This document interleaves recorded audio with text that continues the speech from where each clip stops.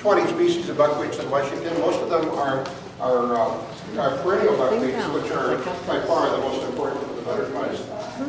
This is a field of buckwheats. This is up in the Blue Mountains. And as John said, some of our buckwheats they host a lot of different, mostly licanids. We have the Mormon metal mark, which is no longer considered a licanid, but all the other species that use these buckwheats are licanids. And when I talk about using a plant, I'm talking about a host plant for the larvae. The larvae actually eat the plants. Buckwheats are also wonderful nectar sources. Just about everything will come to buckwheats for nectar. This is elatum, the tall buckwheat. This is a buckwheat we see in great numbers in eastern Washington. And these are some of the butterflies that use them. Gray hairstreak, Columbia blue, Mormon metal mark, western green hairstreak, and Sheridan's hairstreak. And now we can add to this the Akamon blue. So some of these plants are really excellent hosts. A few factoids here. There's 253 species of buckwheats in the United States. That's a really big genus. There's a lot of plants. Most of them are in the West. There's not very many species in the East. It's the fourth largest genus in North America. And by the way, some of these slides you've seen before, so some of this is going to be a repeat, but we'll be using this to get into some information later in the program.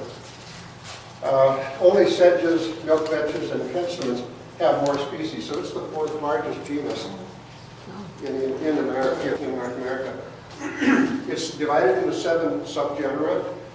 4 of these are in Washington and Oregon. And the importance of subgenera, you think, well, why are we talking subgenera? We never talk about subgenera. But in this group, there's this guy named James Revell. He's kind of the godfather of everything buckwheat in North America. And he's written that this genus, Eriogonum, is badly in need of revision. It needs to be split up.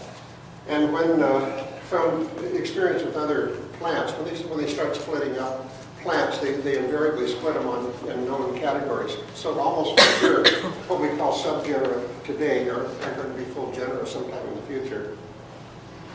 Again, we have 21 species of Eriogonum in Washington. In Oregon, there's twice that many, a little over 40. And then 100 species in Oregon or in California. So the further south you go, the more there are of these things. We have 6 different genera of the lichenids that use buckwheats in our area. This is northern buckwheat, one of our prettiest, one of our showiest buckwheats in Washington. We have some of the clopheries, which are the green hairs. 3 of them are the green hair streaks. They use a total of 5 buckwheats amongst them. Blue copper uses 7 buckwheats all by itself. The gray hair streak uses a couple. That's probably low. They probably use more than that. Now the lupin and Akamon blues, these are part of the genus Plebeius. Just the lupin and Akamon alone use at least 13 buckwheat hosts. Questions? Yes? So are the butterflies you showed, were they moths or are they Did the butterflies? Are they moths or butterflies? Oh, these are all butterflies. Yeah. Yeah, I would be talking only about butterflies tonight. There are moths that use these buckwheats as well. But what do the hairs do? Like, why do they have the hairs? The hair streak. these hairs around the edge. Yeah. So, are you talking about the one that had the hair streak? Well, why do they have the hairs on them? You didn't mean this, did you? Well, I just meant, yeah, the On their hairs. body, they have a fuzzy body. They have the hairs. All butterflies have some amount of fringe along the back edge of their wings, and exactly why, I guess I don't really know. One group of our butterflies, which we call hair streaks, have these tails. That's what they call the hair streak. It's a streak that looks like a hair. Anybody have any ideas why there's a fringe? I guess I don't really know. Yeah, it breaks up, I'm trying to remember, there's a surface tension issue with the airflow. I can't remember what they call it, convexity or... Concavity? Yeah, what? Concavity? No, it's a turbulence. Turbulence? Yeah. So it helps with flying? Yes.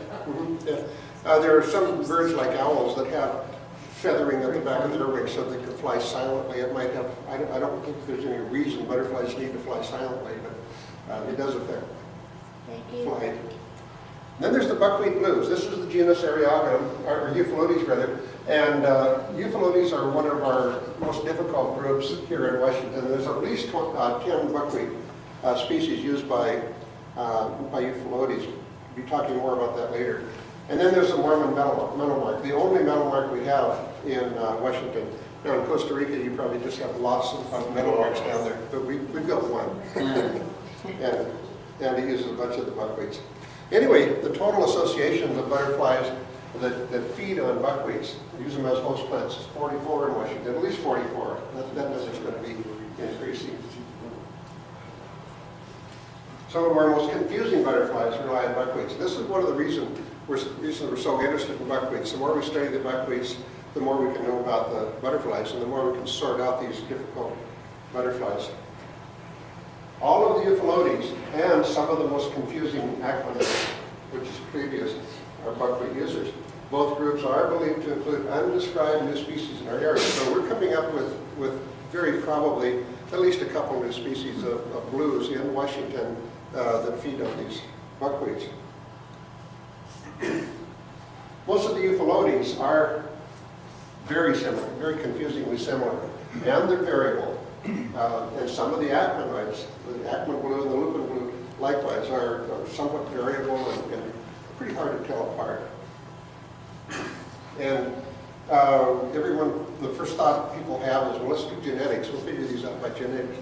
Well, first of all, the genetics really haven't been done in this group, and secondly, it's going to be difficult to do them because very closely related species tend to be difficult to analyze with genetic analysis.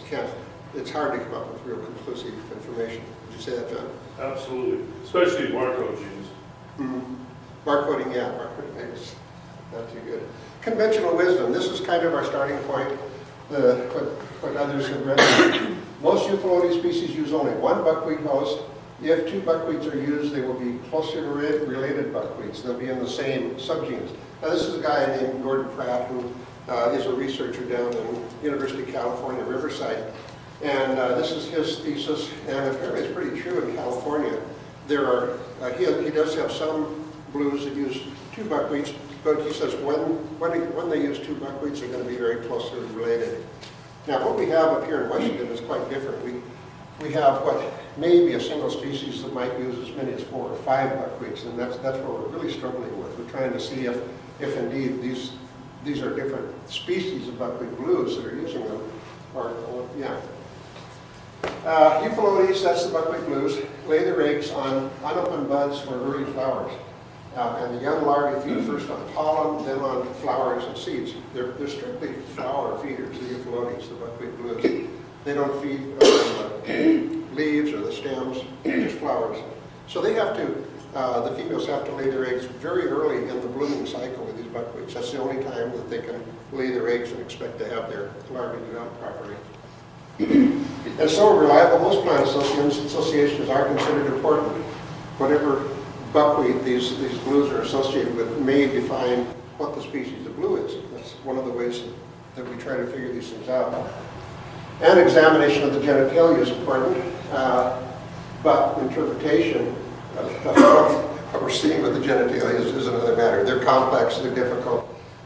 We've been fussing around with them, and we're finding them pretty difficult. Now the Euphalotes blues come in 2 flavors. We have the Batoides group and the Anoptes group. These are the so-called dotted blue group and the square spotted blue group. And these have very different genitalia.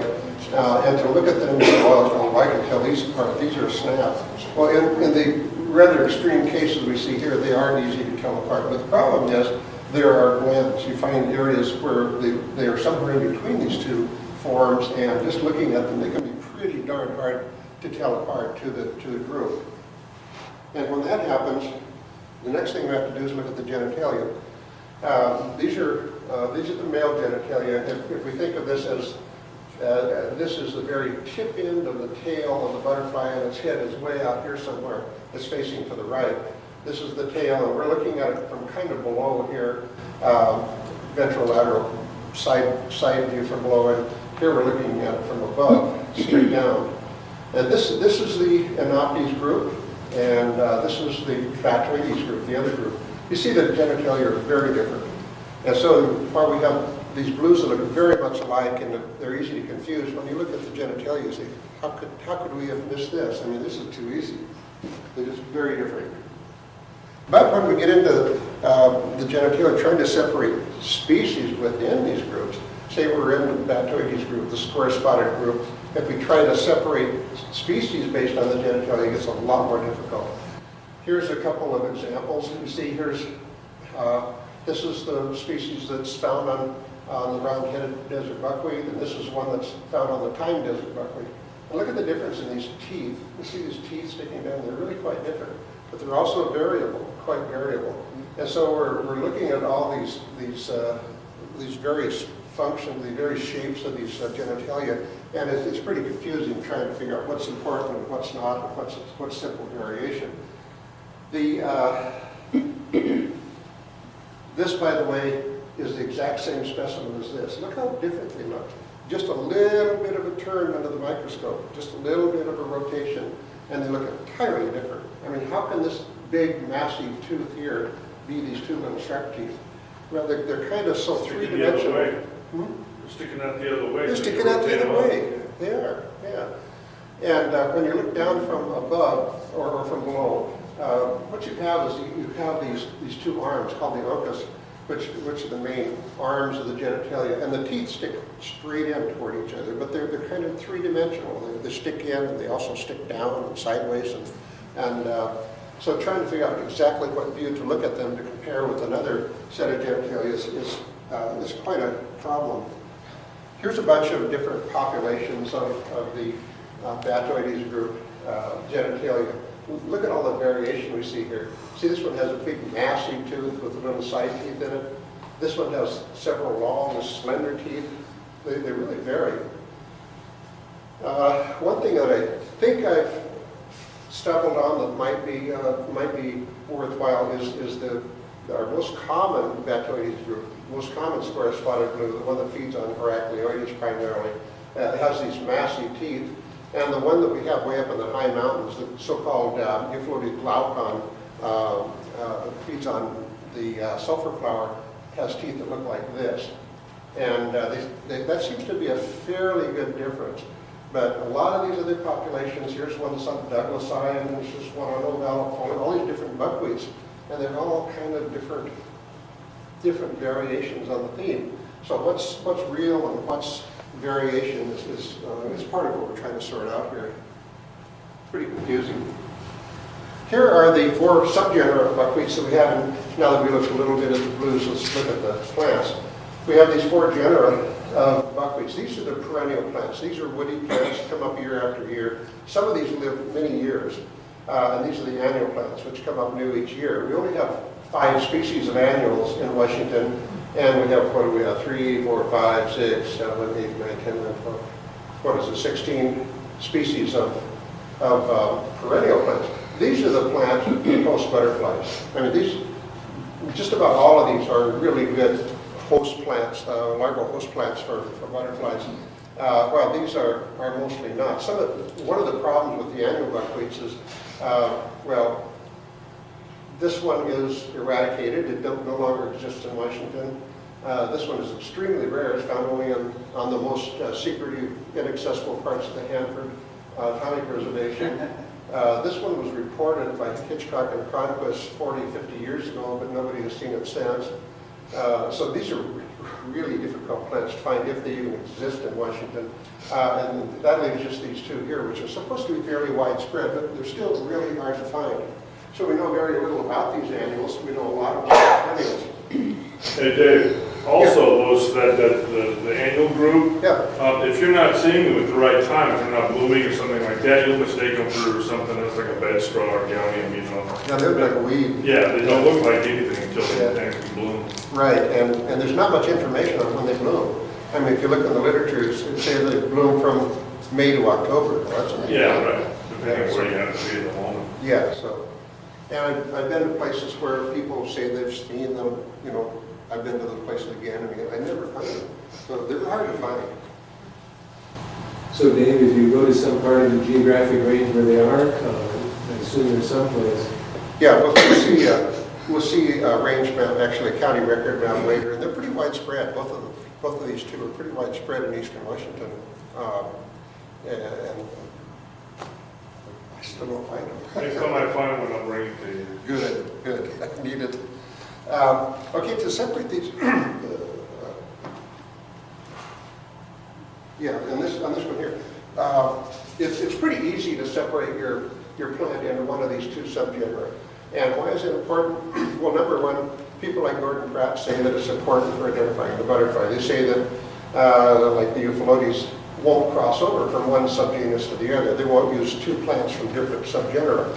Well, we're finding that's not true here in Washington, but it's good to recognize what subgenus the plants are in.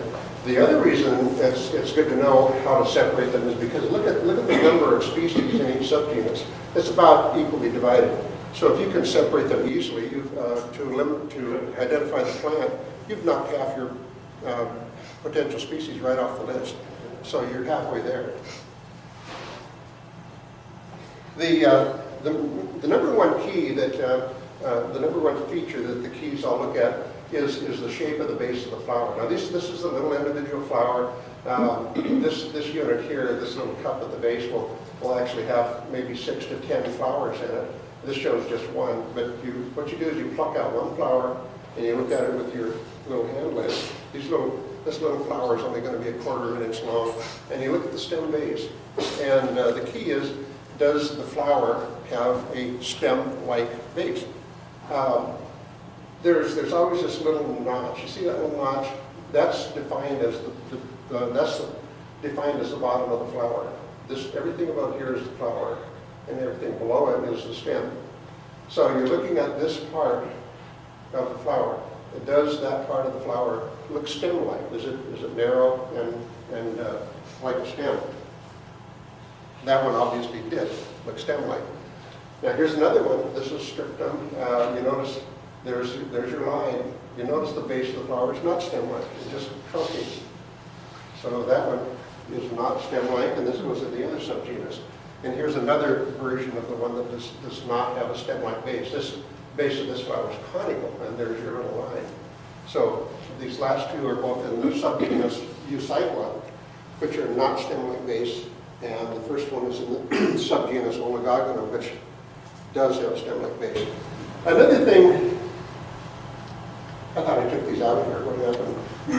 This actually shows a blooming sequence of buckwheats, and the reason I intended to take it out is because it's not too accurate. Spherocephalum here needs to be extended back a ways. But anyway, this is just to show that these buckwheats don't all bloom at the same time.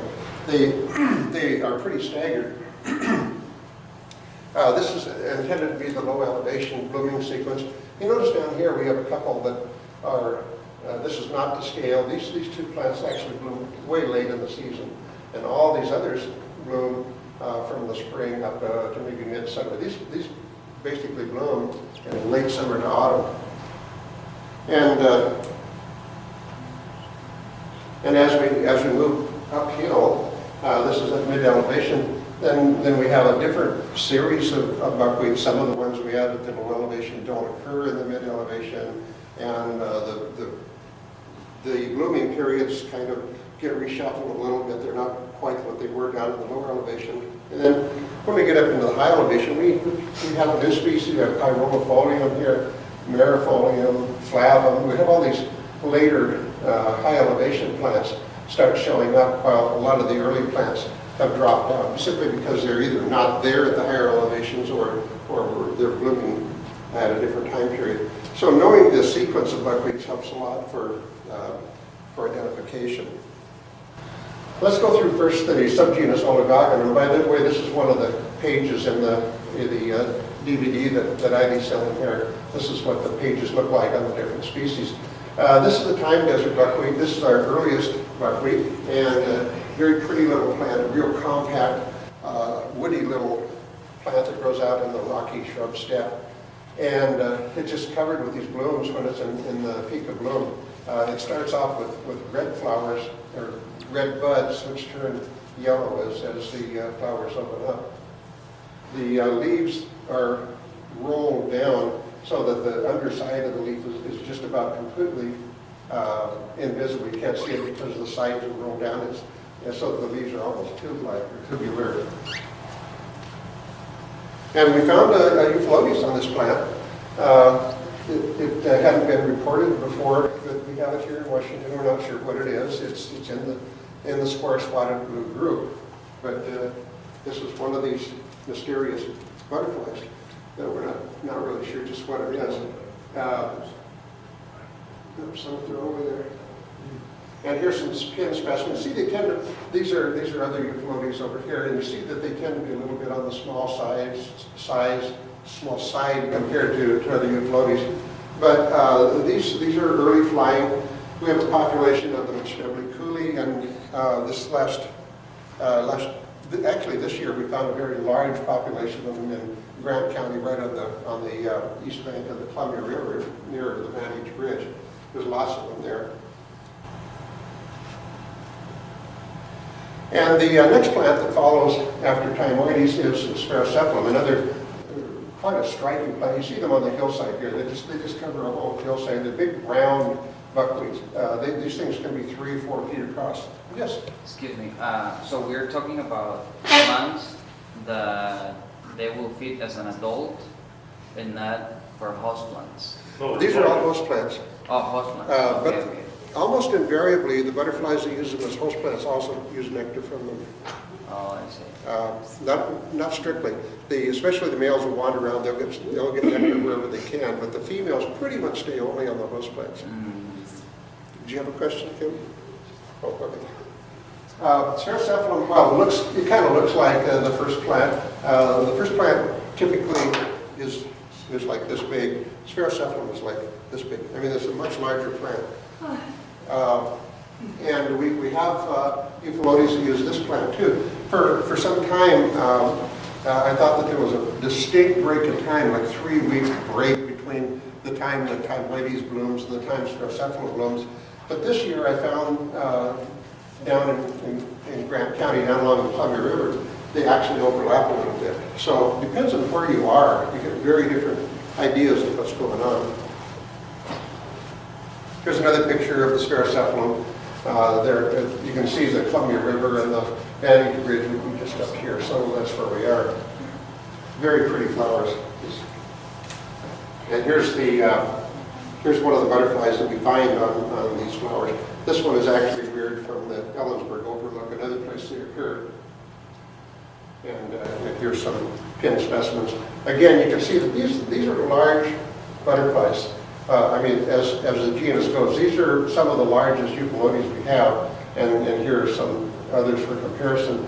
So these ones that feed on Sphaerocephalum are really good, fairly good size.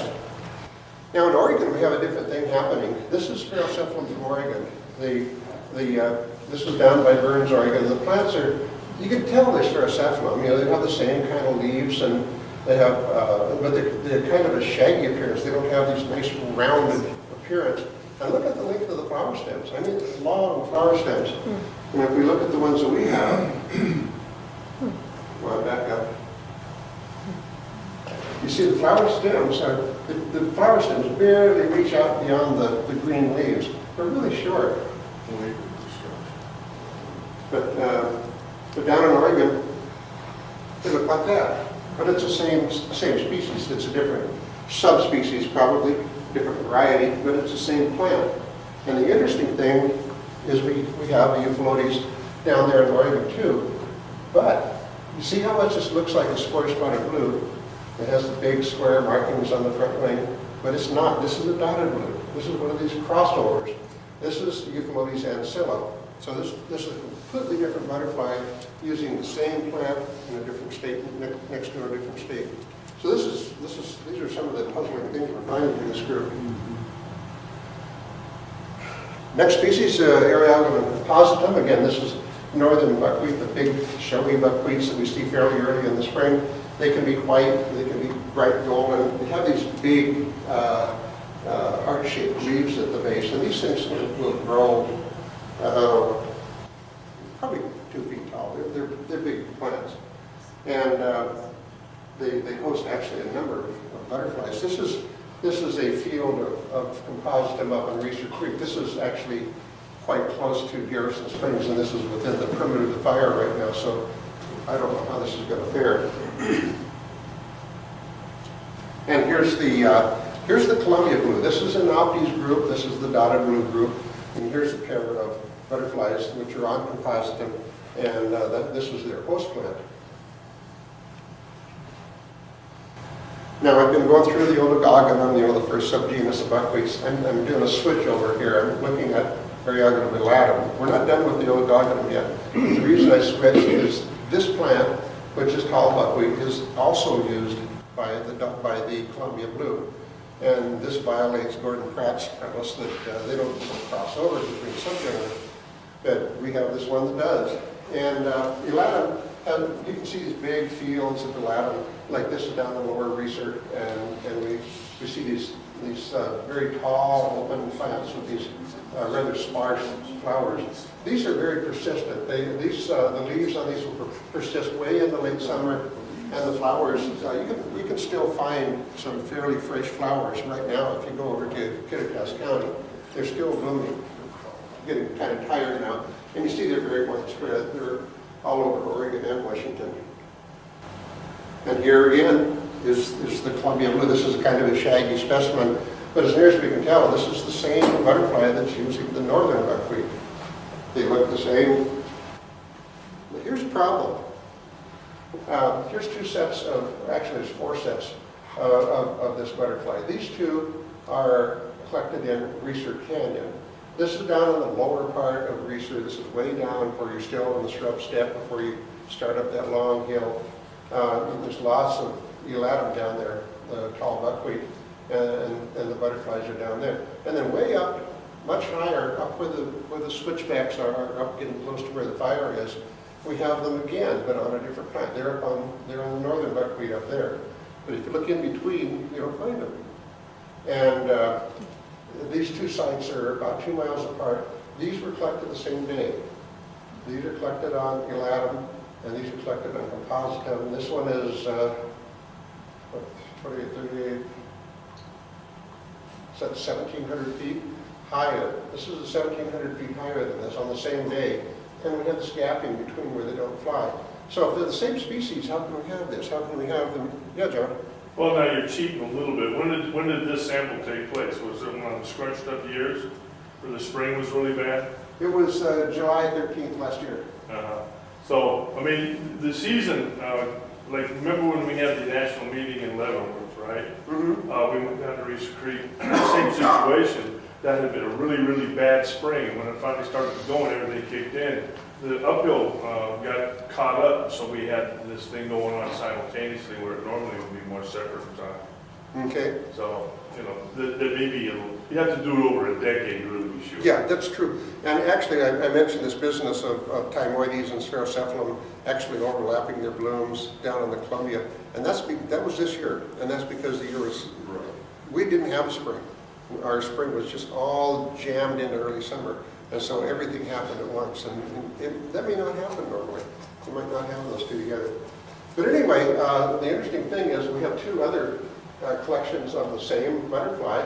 These are from Cowichy Canyon. We've often hiked down in Cowichy Canyon. And these are on elatum, the same host plant as here. These are on compositum. We only see a few of these. There's a whole section of them here. And these were collected on the same place. These are on the same hill, the very same hill in Cowichy Canyon, but they were 6 weeks apart. So how are we going to have the same species on two different plants 6 weeks apart? Elatum is all gone. It's all dried up by the time, or vice versa. Compositum is all gone and dried up by the time elatum is blooming, and there's this big gap in between. Go ahead.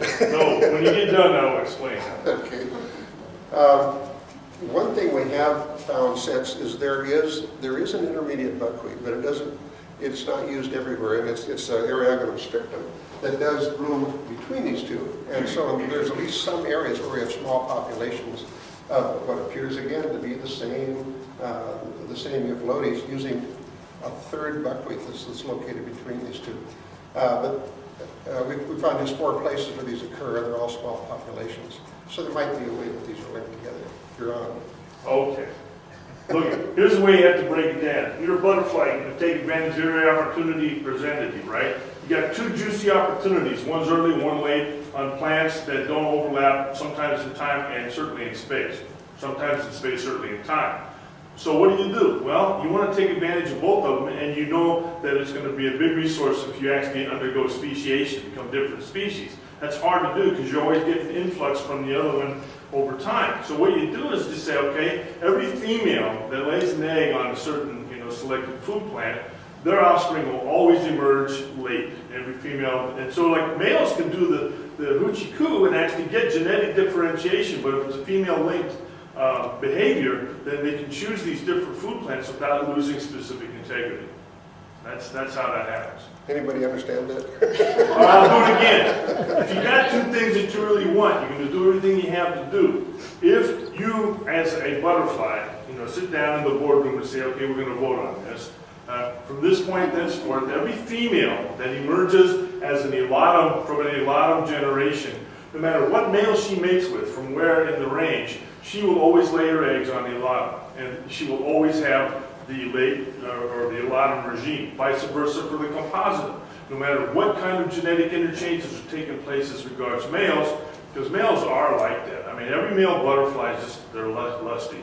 And they also will move. These things don't just hang around. Males will go to mud and they'll move from one place to the next. So as long as the females, I mean, we all know that males are useless bags of sperm, and females are the essential moving force in all of this. And so if the females are true to their food plant, this whole thing can manifest. And this has actually been proved in other places in the world with dimorphic butterflies.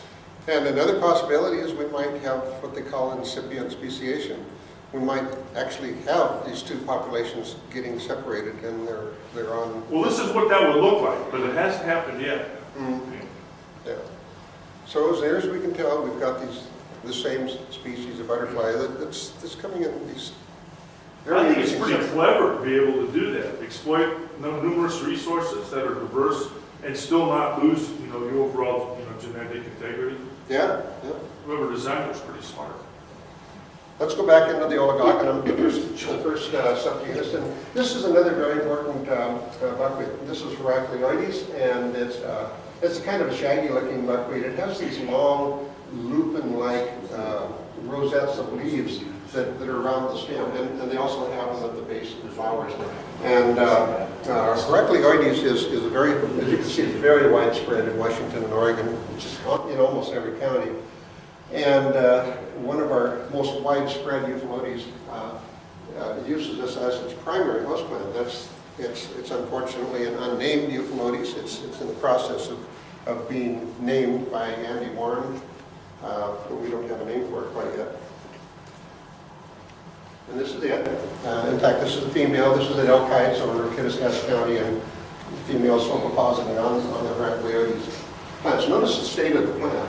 It's in bud or very early bloom. That's when they like to lay their eggs. Yes. Well, it may not be officially described, though. You have in your book given it a common name, right? I've given it a tentative common name just so we have something to call it. I'll call it the Columbia blue, but the Cascadia blue. But that's not a formal name. Whoever describes this butterfly can give it a real name, but that's until we get there. So, sure, it's not the Hercules light blue? Hercules? Heracleoides. Oh, there you go. Yeah, Hercules light blue. And here's a close-up of one that was reared from up in Chumstick Mountain on the same kind of plant. And up here, this is up at Eden Valley Ranch where we had our annual meeting this last spring. This was right outside one of the cabins up there. Here's Douglasii. Now this looks kind of like Heracleoides when we just looked at it, but this is a smaller plant, and these leaves are much smaller than Heracleoides. These are little leaves. In fact, it looks more like the little Chimoides, the earlier plant, than it does like Heracleoides. Except the leaves are not rolled down like the Chimoides. When you look at the underside of the leaf, you can see the whole underside. And just the edges are a little bit curved. And it has these little pom-pom heads, these nice little round heads that don't. For several years, I tried to associate butterflies with this plant, with the Douglasii. And I had a lot of trouble doing it. I'd see an occasional butterfly, occasional euphlotes on this plant. Never saw the position, and usually it would just be like one butterfly, while lots of butterflies around Heracleoides nearby. But up here on Clock and Pass Road, this is quite a ways up in the Wenatchee Mountains. When you get up fairly high on the hillside, you get up under those big power lines up there, you know where that area is. And I found this big field that had virtually nothing but Douglasii. Way off on the edge there are a few Heracleoides, but this whole area is like 100% Douglasii. And there are euphlotes all over it. They were mating on these plants, and they clearly were using Douglasii. And then I had looked at Elk Heights, again this place right along I-90 over by Cleellum, and had tried to find anything on the same plant. Really came up dry until this year. And apparently these have a very short time period that Douglasii is primed for oviposition, because I walked into Douglasii that had these euphlotes all over, and there were none on the Heracleoides, which is just the opposite of what I'd always seen there before. So it's a very narrow time niche. Yeah, John? It's interesting that you note that, because my observations with Douglasii were in Clock Pass and Chickasaw Hill. Okay. And then may have been fortuitous too. I may just wandered in at the right time. You might have been right at the right time. I went to the Checkerspot Hill that same day, and it was too late. There was nothing down They were there. gone. And so I went on up the hill and found this other place. But yeah. But anyway, so they were very definitely using Douglasii, but in just a little bit different time slot. And Douglasii seems to be a fairly brief blooming period plant. It doesn't seem to be primed for butterflies very long, so you have to be there at the right time. Hey Dave, on that picture, if they lay the eggs on the new flower buds, aren't they mating kind of late?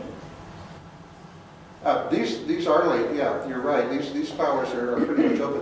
What they'll usually do is they'll find another flower head that is mostly buds, and they'll actually jam their abdomen right down between the buds and stick the egg down in there. Or if the flowers are starting to open, they will lay their eggs on the inside of the petal in the open flower. But they like to get them very early in the season. But yeah, this is, now again, we didn't have spring this year, remember? So this was a time period when we had a lot of rain. We finally had it cleared in and went running over there. And the flowers kept, of course, growing, but the butterflies probably weren't flying. So they may have been laying eggs at a suboptimal time. That could have been happening.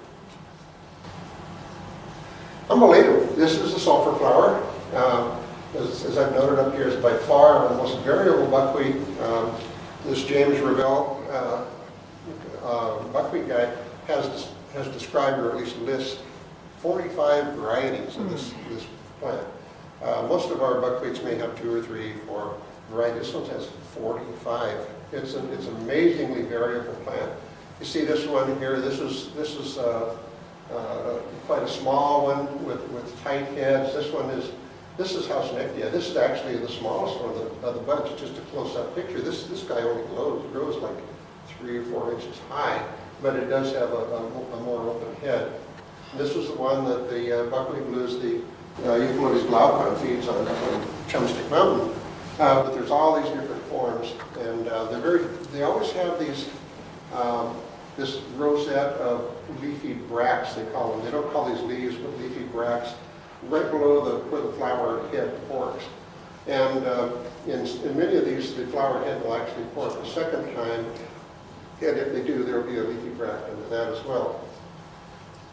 And the leaves at the base tend to be these nice, neat little rosettes. They're good, kind of a neat little plant. Now this is another variety of the same plant that grows in the Blue Mountains.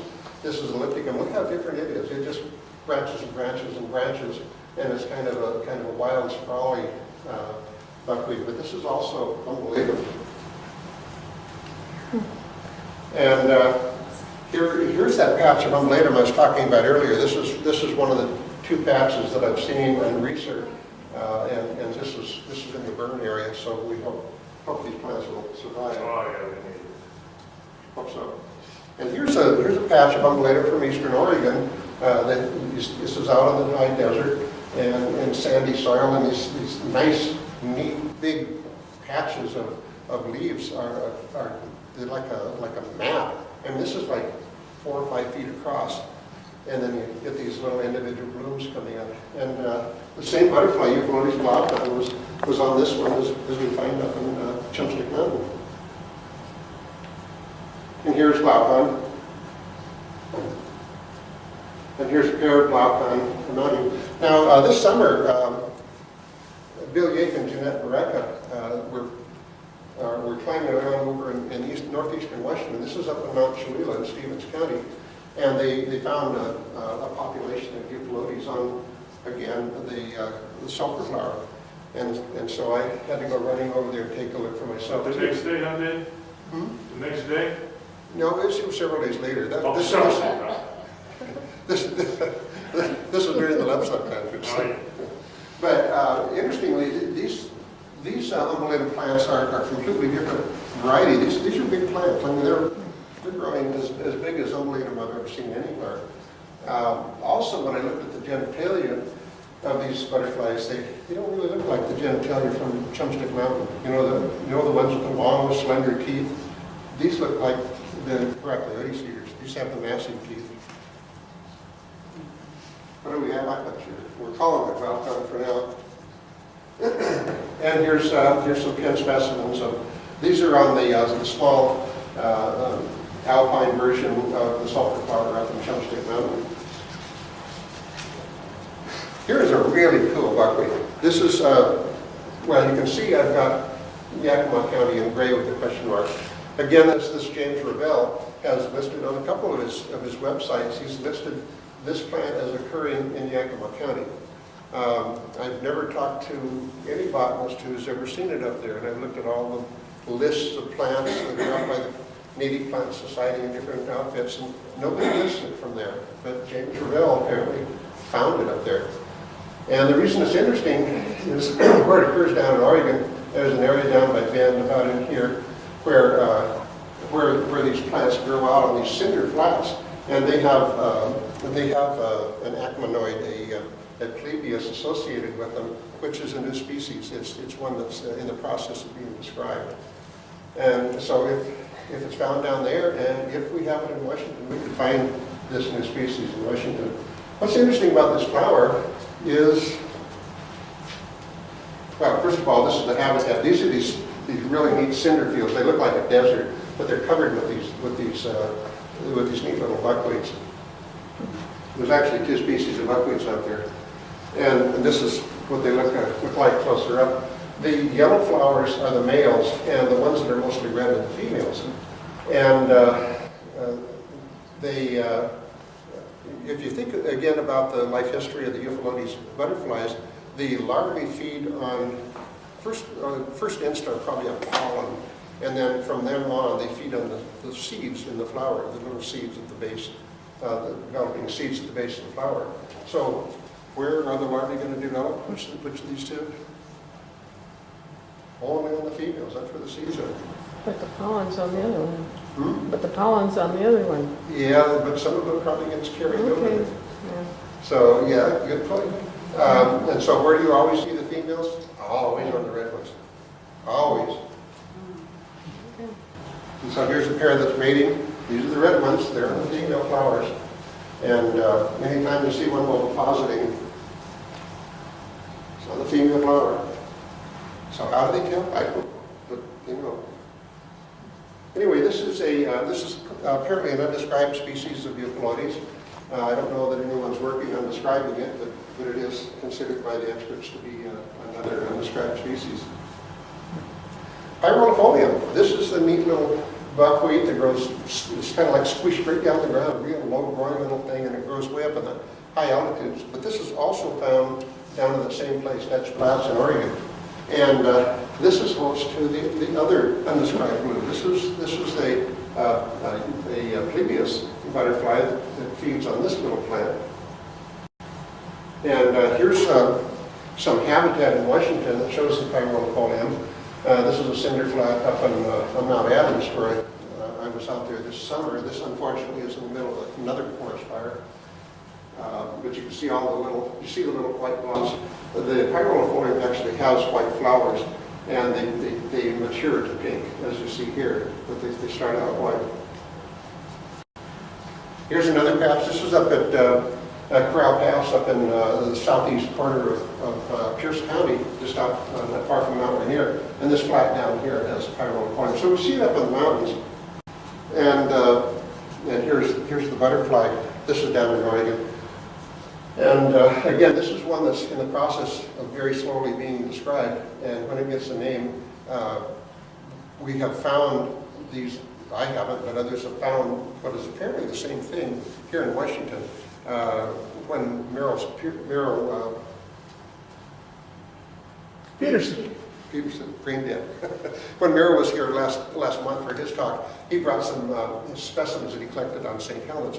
And we were looking at them and comparing them to these ones that I had from Oregon, and they really look similar. Now the ones from Oregon have these heavy black maculations, and his have lighter spots, but they look like they're probably the same thing. And then this summer, David James, when he was up in the Pianoway drainage in Kittitas County, climbed up a high mountain called Iron Peak or Iron Mountain, and he found a population of them up there. I haven't seen his material yet, just pictures. But it looks like we have the same species here in Washington, so when it gets a name, we'll add a new species to Washington. And here's a picture of some of the ones from Dutchman Flats. They're small. They're small compared to, these are lupinite type, these are lupin blue types. They have that kind of genitalia, and they're closely related, but they're much smaller than lupin blues. And they differ in some other characters.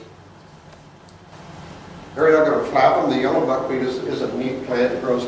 It shows in a number of counties here from different botanical lists, but actually the best place to find it is in the Blue Mountains. That's the only place I've seen it. And it grows up at higher elevation. You have to be up 55, just about right at 5,500 feet elevation it starts, but it's not below there. It's a neat little pom-pom.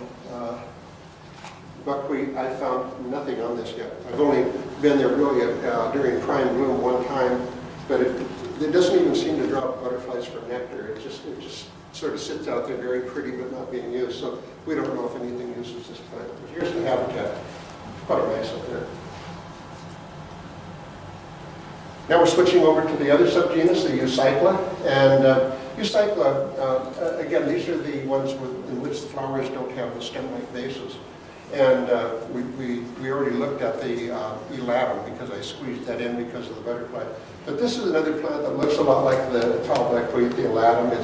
It is tall, it's gangly, it's very open, has the dainty little pink flowers, but the basal leaves are much different.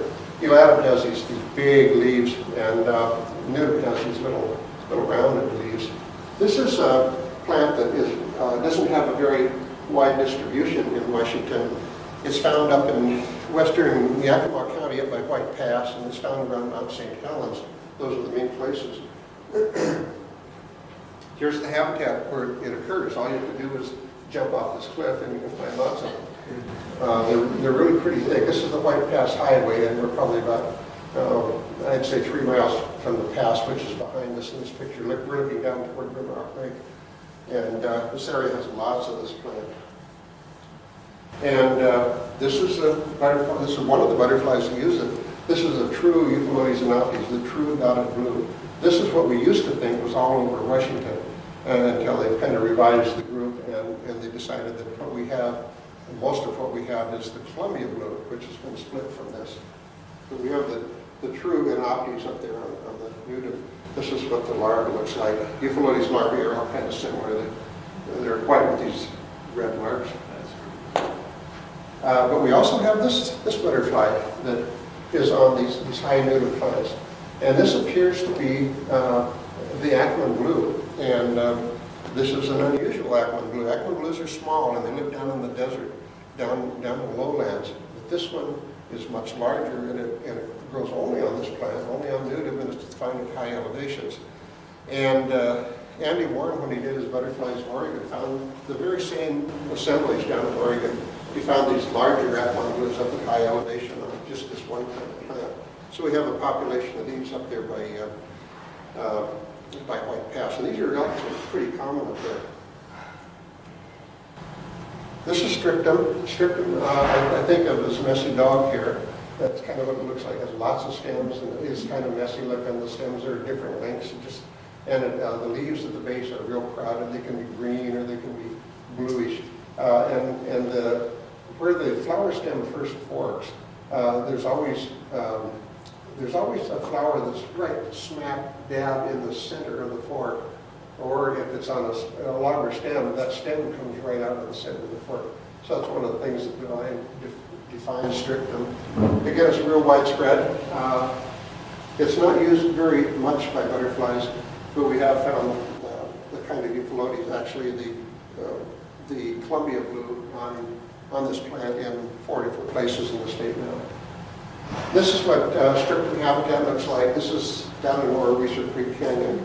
And this is one of the first places I actually found larvae on this plant.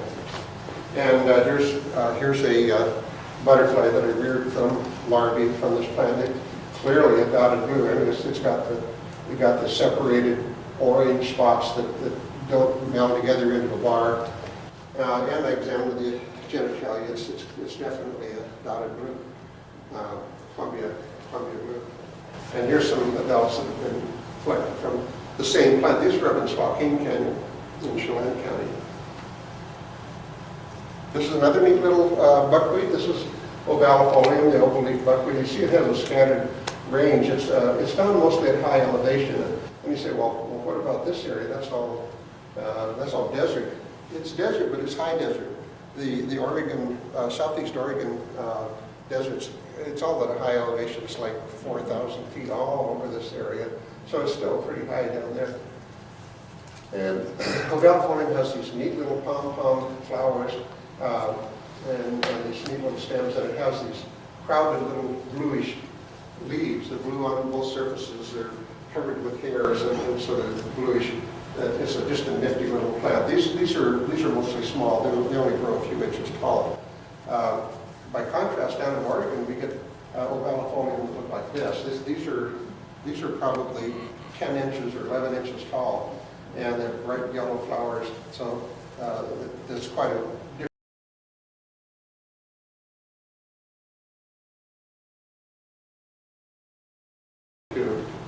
Here again is the one from Oregon. Looks quite different. This is Craters of the Moon National Monument down in southern Idaho. And all these little blue spots are ovalifolium plants. Thousands of them. You look out over these cinder flats and think, oh my goodness, I should have been here when these are blooming. So I don't know what uses these. I know they have euphalotes and they have plebius down there in the Craters of the Moon. I'd love to go there sometime when the butterflies are on. Bowerai. What is it? Bowerai. You think it's Bowerai? Yeah. Ooh, that could be cool. And this is our own ovalifolium habitat. This is the Corral Pass, and you see the little ovalifoliums all over this rocky ridge top. They're neat little plants. And we have actually Pluvius lupini that use them up here. And here is the lupini, the lupin blue that was on these plants at Corral Pass. And here's some specimens from the same area. They're just pretty typical lupini.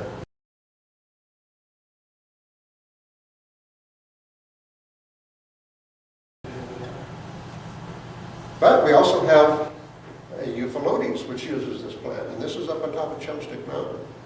We have not an extensive number of the ovalifolium plants up there, but there's some, and these butterflies use them up there. Now this is right adjacent to, in fact, kind of intermingled with the umbulatum using euphalotes. They're all around there, and it's toward the end of the season when the umbulatum is starting to fuzz out, kind of in their blooming period. The ovalifolium is still going strong. That's when you find the blues moving on to ovalifolium. I think they're the same species. Remember I mentioned the real sharp, long spines on the genitalia? These have that too. So I think they're the same thing. And I think that's what Andy thought too, wasn't it? That, Yeah. the flower plant uses for. These aren't crossed in subgenre though, those are both from the same subgenre? Yeah, they're both the same. Ovalifolium and Unbelievable. no, they're not. They're not, there's another one crossed in There's subgenre. another cross. Yeah, Okay, good point.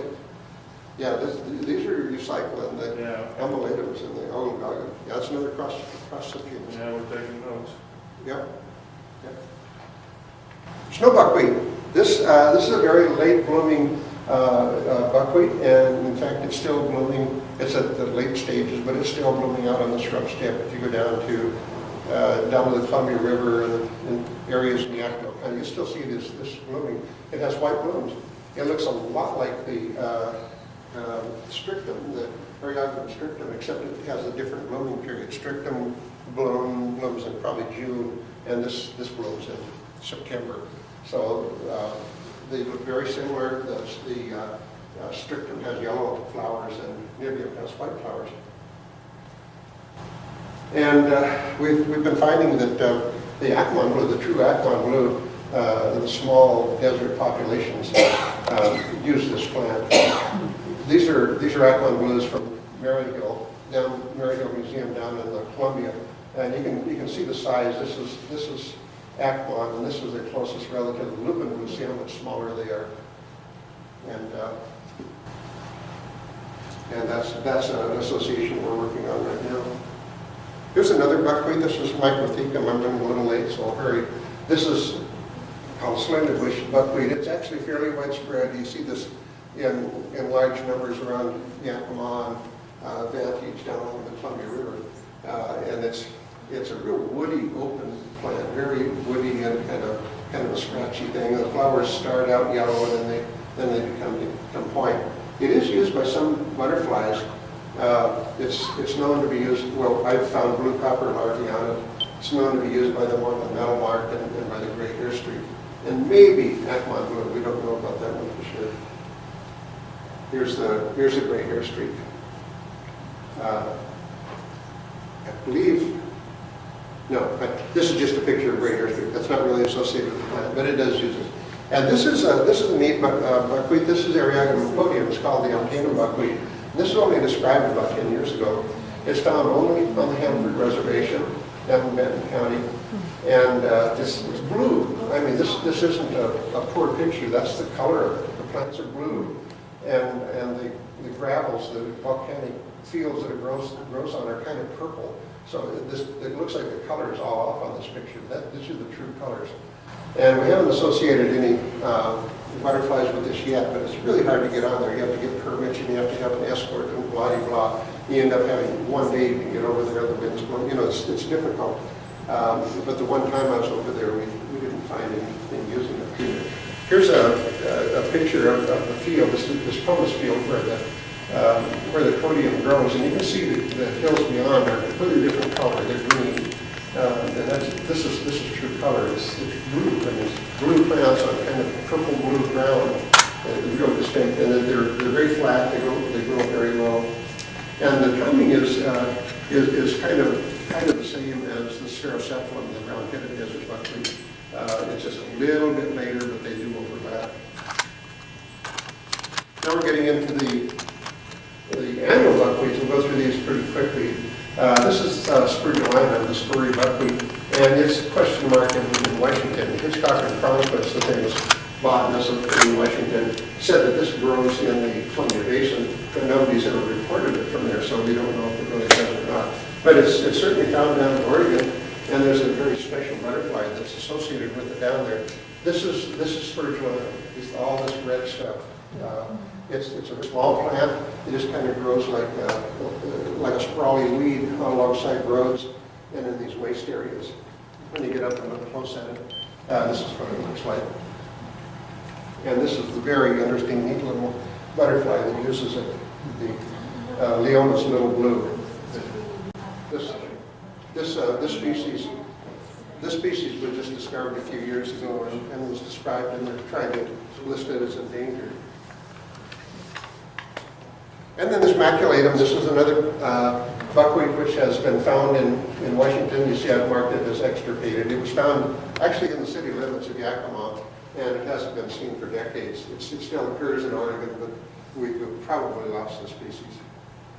Cernum is a real pretty little buckwheat with these hanging lantern-like flowers. It is still in the state, but it's found only deep in the very restricted parts of the Hanford Reservation. You can't get in there at all. And it's been found once in Franklin County, just across the river. So you're probably not going to see this plant. And Bailey, the last two species are Bailey and Viminium are the two that we do have, and they're fairly widely distributed in Washington and in Oregon, but I just can't find them. I know they're out there, but I just can't find these things. And they look quite a bit alike. They have these little rosettes of white flowers with pink mid-stripes that kind of surround the stem and have these clasping bases. But we really don't know if butterflies use these. They may. We just don't know anything about these yet. You gotta find them first, though, don't you? Sorry? You gotta find them first. You gotta find them. And I just find them. We've been looking and looking. And I just threw this in because this is a knotweed, and this late summer of this year, when I was looking at snow buckwheats and with Acmon blues, the blues were out also visiting this polygonum species, and they may be using polygonum too. This is kind of a related plant. It's in the same family. And so while you're looking at buckwheats, don't forget to look for knotweeds while you're out there. We could be finding some new host plants. And that's it.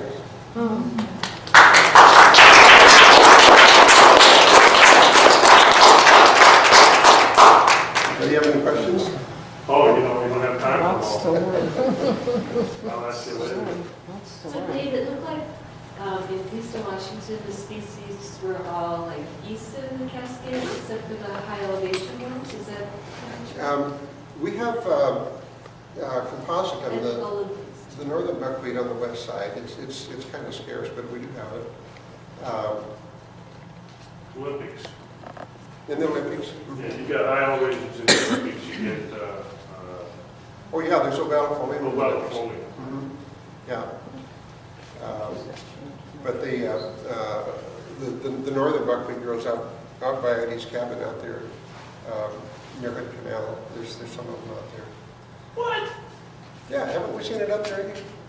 The northern buckwheat? There's some out there. No, you gotta show me that. Somebody planted. Tahuya. Well, excuse me. Yeah, it's Arianganum tahuyensis. You know what Tahuya means in the native tongue? We're going to find out. Oh, I never tell. Anyway, there's not a lot of buckwheats west of the mountains, except up fairly high. If you go up to places like in the mountains near Mount Rainier, you'll see compositum up there, but not too far from the divide there on the west side. Any Lots questions? to learn. Okay, well, thank you then. No, Thank you. Thank